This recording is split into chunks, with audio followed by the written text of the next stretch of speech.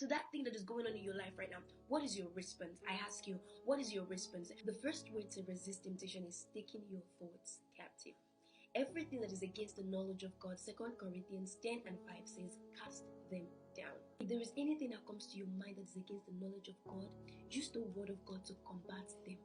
Use the word of God to fight them. That is your confession. That is why they tell you to confess the word of God every now and then. But I want to tell you that it is not just confession, it is your response. Your response to the enemy, your response to fear, your response to doubt, your response to uncertainties, your response to insecurities. It is your response. I'm responding to what the enemy is bringing to my table. That is why I'm casting down the thoughts that are against the knowledge of God. And the only thing that you can use to combat the thoughts that are against the knowledge of God is the word of God. That is as simple as it should be. Don't allow any thoughts to sit in your head when it is against the knowledge of God. Do what? Cast them down. 2 Corinthians 10 and 5. So I want to tell you that sometimes silence is support.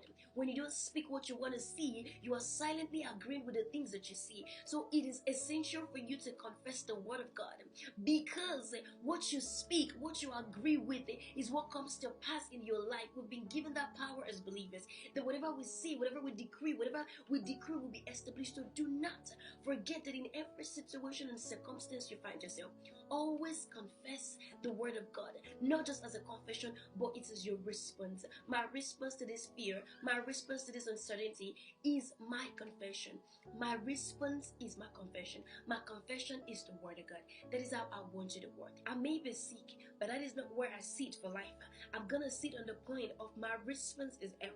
My response is joy if there is sadness. My response is confidence if there is fear. My response matters, because I don't want to sit in the position of my fears. I want to sit in the place that God has called me to sit in. Guys, what is your response to that particular thing that is going on in your life right now? You know it. We know it. To that thing that is going on in your life right now, what is your response? Don't forget that silence is support. So you must respond to it. Once you don't respond to it, you are sitting uncomfortably sitting in it. You are telling it to go on. But when you cast it down and you combat it with the word of God, you are saying that I disagree. So to that thing that is going on in your life right now, what is your response? I ask you, what is your response? You can do well to drop it in the comment section. Many people would love to learn from you. Thank you so much. I'll see you in my next video. Bye.